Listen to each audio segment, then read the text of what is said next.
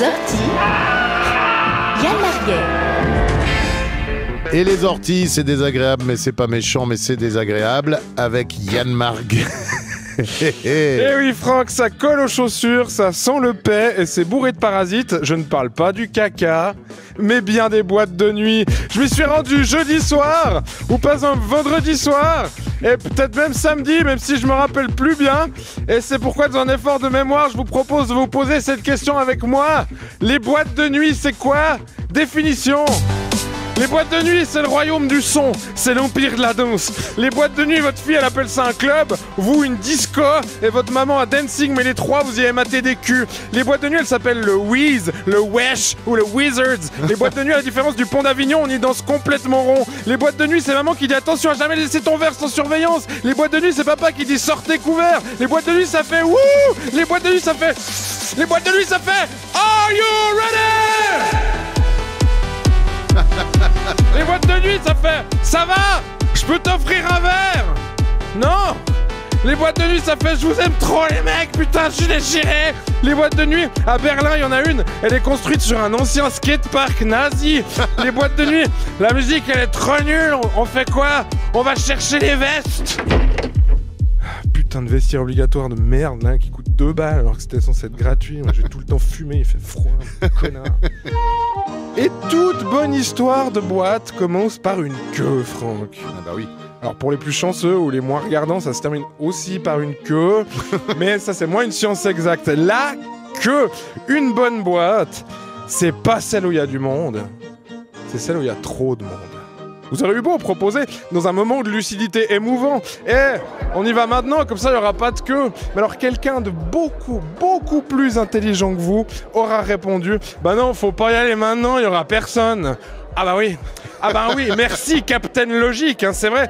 Allons-y dans 1 heure. Comme ça, au lieu d'attendre que ça se remplisse depuis dedans, on va attendre 45 minutes dehors, entouré de moules à cul qui écoutent de la musique sur leur téléphone et qui bousculent parce qu'ils connaissent quelqu'un à l'intérieur, alors qu'on connaît tous quelqu'un à l'intérieur. C'est pour ça qu'on essaie de rentrer, putain. Mais nous voici déjà devant la porte de cette soirée old style, les plus prometteuses. Et là, il faut savoir que rien n'est fait, Franck. Malgré l'attente et les efforts, sache que l'on peut encore totalement te refuser le droit de payer 20 francs pour débloquer le droit de payer 20 francs un gin tonic de merde. Oui, c'est à ce point-là génial ce qui se passe à l'intérieur, monsieur. Mais c'est au Sphinx qui garde l'entrée de décider.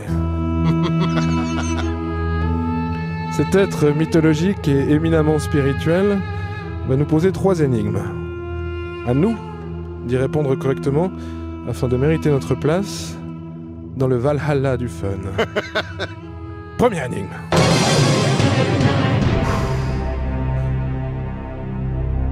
Je peux voir ton corps, s'il te plaît? Il doit y avoir un piège. J'ai 34 ans, voire 67 si j'ai mal dormi. La soirée est interdite aux moins de 18. Il me demande ma carte. Que faire? Allez, je la donne, je vois pas d'autre issue. Yes! Allez, c'est pas fini. Deuxième énigme.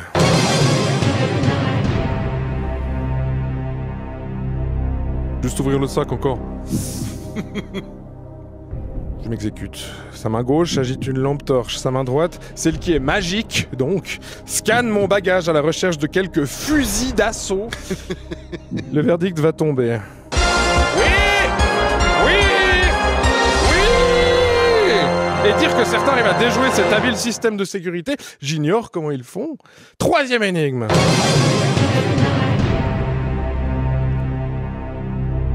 Attends, bouge pas. Bouge pas? C'est pas une question. Quel génie! Il me toise, il me lit, il est les 3 pouvoirs, il légifère, il exécute, il juge. Que va penser ce Cristigno Cordulo, tout habillé de couilles et d'épaules de mon style? Prochaine fois, tu fais un effort. Mais ça veut dire que je peux rentrer? Ouais, c'est bon. Yes! Oh! Je suis une merde mal sapée! Et cet homme chauve avec une houppette en gel sur la tête a dit que je pouvais rentrer. Quel pied, putain! Allez les gars, on y va! Et nous y voilà. L'antre du plaisir, tout le monde est là, tout le monde est là, le groupe des meufs de paix est là, maquillés comme des tracteurs pooling de contrebande, tout en loup boutin, le walk of shame de 7h du mat n'en sera que plus élégant. À ma gauche, un rocker quadragénaire se plaint, mais à part ça, c'est tellement jeune ici, mais qu'est-ce que tu veux?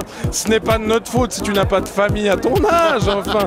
Sur le dance floor, les popotins s'agitent et, à part le mec qui danse la salsa sur n'importe quel style musical depuis qu'il a pris des cours avec son ex en 2004, tout le monde est au top. Tout le monde a sa tête de danse. Cette duckface facétieuse pendant l'effort qui nous rend si séduisants. L'amusement est à son comble, Franck. Mais comme nous ne faisons pas partie de ces êtres à l'intelligence supérieure qui ont eu la bonne idée de réserver une table et une bouteille pour la modique somme d'un salaire, nous fatiguons et l'heure est venue pour moi de te lancer fièrement à travers les quelques mètres qui nous séparent. Clope Clope ou bien? Mais je dois juste aller pisser avant, je te rejoins. Un groupe de jeunes assureurs ressortant étrangement ragaillardis, quoique un peu enrhumés, d'un couloir sombre me fait penser qu'il s'agit là du chemin des toilettes. Pénis me lance l'un d'entre eux alors que je pénètre dans le sanctuaire qu'ils viennent de quitter. Je pousse la porte. Mon Dieu. J'en appelle à Alep, Srebrenica, Babylone. Certains vestiges parmi les ruines me laissent penser qu'il y a eu là des cagouins des temps anciens. Mais rien ou presque n'a survécu. J'avance parmi les décombres à la recherche d'un endroit où sortir ma verge sans attraper instantanément le chikungunya. Et mon choix se porte sur la seule cabine dénuée d'excréments, de vomi ou d'urine sur la lunette. J'accomplis mon devoir. Tire la chasse. Cuette se bouche.